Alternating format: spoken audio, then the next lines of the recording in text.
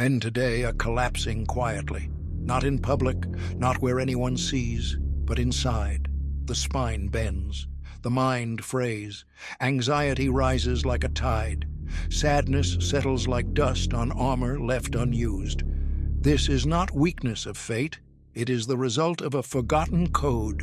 A man without inner command becomes a territory without walls, and what has no walls will be invaded.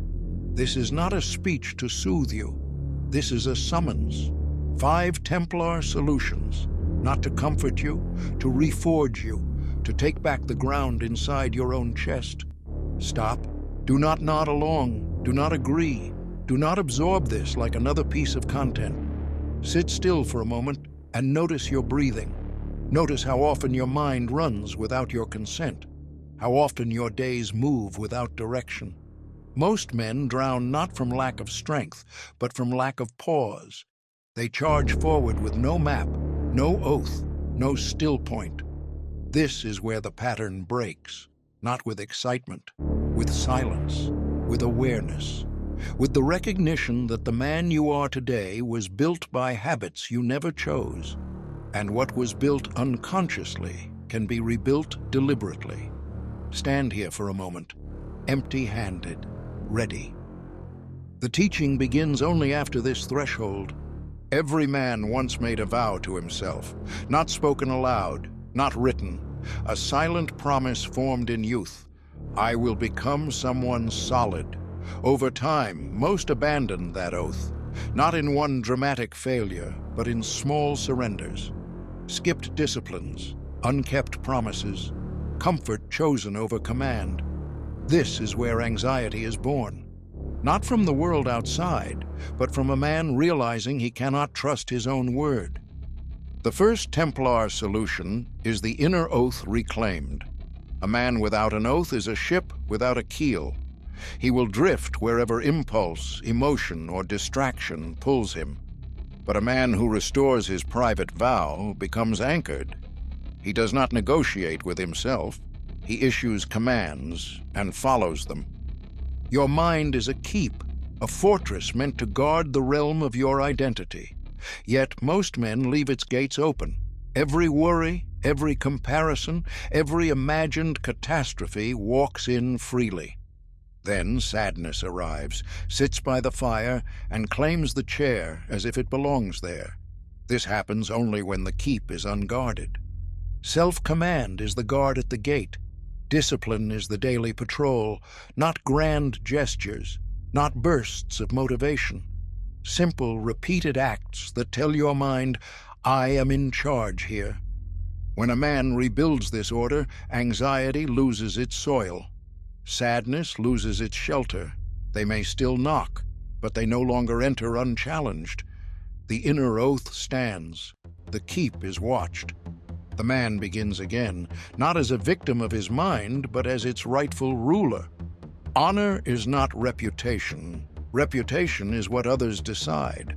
Honor is what you decide when no one is watching. A man may be praised and still hollow. Another may be unseen and yet unbreakable. The second carries internal alignment, thought, word, and action welded into one line. When that line breaks, the mind fractures. Sadness follows, not as an enemy, but as a signal. You are not living by your own standard. The second Templar solution is the restoration of honor through boundaries. A man without boundaries is a field without fences. Every demand enters, every manipulation takes root, every distraction grazes freely. Then exhaustion comes, then resentment, then the slow erosion of self-respect. Boundaries are not aggression, they are clarity. They say, this far, no further, toward others, toward impulses, toward habits that weaken you. When a man cannot say no, his yes has no weight. Respect toward women is forged here. Not performance, not pedestal, not domination. Simply steady regard from a man who governs himself.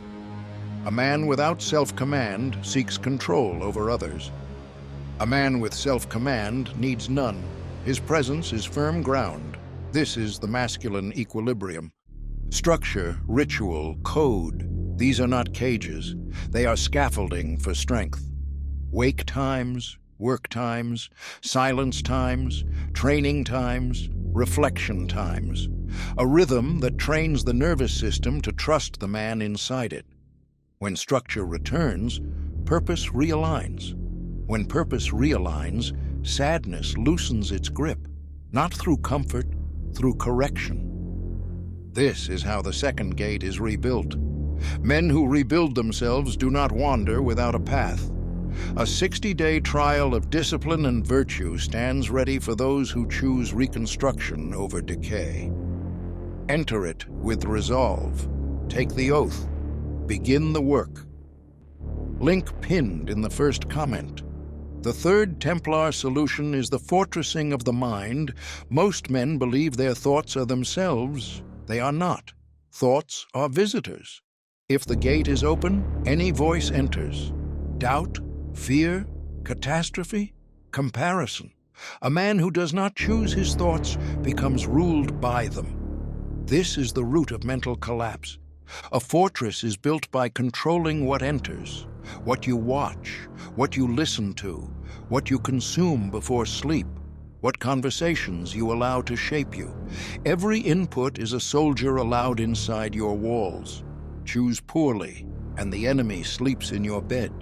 Solitude is the training yard of fortitude, not isolation born of bitterness, chosen silence, chosen stillness. Time where no one's voice competes with your own. Here, a man learns the difference between impulse and decision, between reaction and command. Restraint is the mark of a trained mind, the ability to feel anger without striking, desire without obeying, sadness without surrendering. This is emotional gravity, not coldness, not suppression, weight, presence. A man whose emotions serve him, not rule him. Courage is born here, not the loud courage of spectacle, the quiet courage of rising early when no one sees. Speaking truth when silence would be easier. Walking away from what weakens you, though comfort calls. As these habits form, anxiety starves. It cannot survive in a mind that stands guard. Sadness loses its throne, the fortress holds, and the man inside it stands upright once more. The fourth Templar solution is brotherhood. No fortress stands alone. Even the strongest walls require watchmen. A man isolated in his struggle becomes a kingdom of one, vulnerable to slow decay. Not because he is weak, but because strength multiplies when witnessed. Men sharpen men, not through flattery, but through friction, honest speech, shared labor, shared burden, accountability that does not excuse, but elevates. A brother sees the drift in you before you admit it yourself. He calls you back to your line, not with softness, but with loyalty to your potential. Many men today mistake isolation for independence. They carry their battles silently until the weight bends them. This is not stoicism. This is slow collapse. The ancient orders understood. Warriors train together, eat together, stand watch together, not for companionship, for calibration. Choose brothers who demand more of you than comfort ever will. Men who rise early, men who keep their word, men who build rather than complain. Sit among them and your standards rise without effort. Drift among the undisciplined and your oath dissolves unnoticed. Brotherhood is also legacy. A man who rebuilds himself does not do it only for relief. He does it so those who come after him inherit firm ground instead of rubble. Sons, students, younger men watching quietly. Every act of discipline is a stone laid in a bridge they will one day cross. This is the fourth gate. No man holds it alone. But once entered, no man remains the same. The fifth Templar solution is the discovery of the standard. Every man, whether he admits it or not, searches for an image of unbreakable strength, not brute force, not dominance, but mastery of self. A man who cannot be bought, rushed, frightened, or bent. Across history, in every culture, the search leads to the same silhouette, a figure who stands calm under pressure, silent before insult, firm before authority, sacrificial without weakness. Some call this ideal myth, some call it philosophy. But every man who walks the path of discipline long enough encounters the same realization. The final backbone has a name: Jesus. Not as religion, not as sermon, but as prototype. The man who ruled his impulses, spoke with weight, carried burden without collapse, confronted corruption without losing himself, and held purpose even unto suffering. This is why the search for masculine restoration always bends toward him, even before a man understands why. He is the pattern beneath the pattern, the code beneath the code, the oath fulfilled in flesh. The 5 gates now stand: inner oath, honor, fortress mind, brotherhood, the standard. Together they form one order, one path, one reclamation. Anxiety is not fought with comfort. Sadness is not cured with distraction. Both dissolve when a man becomes solid again. Not perfect, solid. This is the resolution, the rebuilding, the return. Begin tomorrow before the world speaks to you. Wake at a fixed hour. Sit upright, feet on the ground, one slow breath. Renew the inner oath. Today I will not abandon my word to myself. No emotion, no negotiation, just decree. Guard the gate. Choose one input to remove: news, idle scrolling, empty talk. Replace it with 10 minutes of silence. Not meditation as escape, stillness as inspection. Notice what thoughts arrive. Do not wrestle them. Simply decide which may stay. Set one boundary today. Say no where you usually submit. Say yes where you usually delay. Small acts, sharp edges. This trains honor. Move your body daily, not for appearance, for command. A man who directs his body remembers how to direct his mind.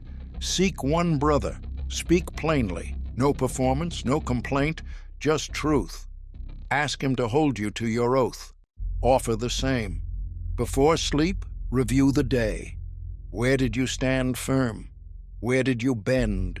Record without drama. Correction is power. Do this daily, not forever. Just today, then tomorrow. This is how the keep is rebuilt stone by stone. You were never meant to live scattered. You were never designed to be ruled by moods, impulses, or drifting days. The collapse of men is not loud. It is quiet, soft, gradual, and reversible. Strength is not a gift. It is a practice. Honor is not inherited. It is chosen. Discipline is not punishment. It is freedom. The man who commands himself cannot be conquered by circumstance. No one will build this for you. No speech will carry you. No comfort will save you. Only the daily oath, the guarded gate, the sharpened mind, the chosen brothers, the standard held before your eyes.